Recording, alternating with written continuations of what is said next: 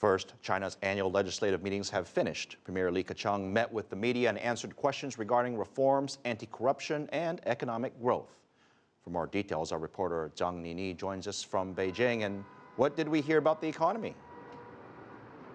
While China is confident to keep economic growth at a reasonable range this year while keeping debt risks under control, Chinese Premier Li Keqiang said the downward pressure on the economy was the biggest challenge he faced last year, but the government did not and will not resort to stimulus measures to spur growth.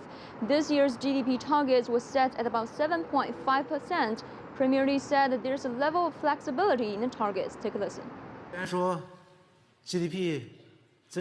By setting the GDP growth rate at around 7.5%, we imply a sort of leeway or flexibility.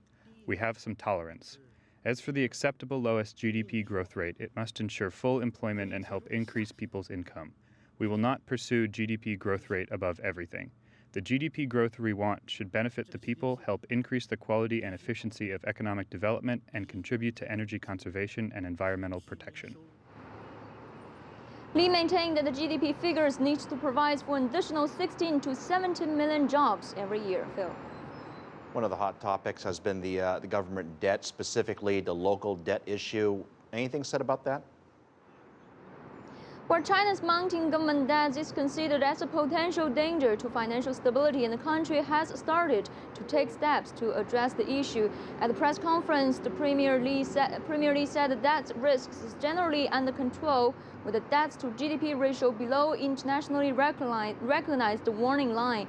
Li cited an official audit of the government's debts last year. According to the National Audit Office, local governments were liable for total direct debt of over 20 trillion yuan, or $3.4 trillion at the end of last June. Li said the government this year will enhance regulatory measures and have already set a timetable for implementing the Basel III rules to target on shadow banking. Li said the isolated cases of debt defaults were probably unavoidable, but efforts must be made to prevent regional and systematic financial risks. Phil.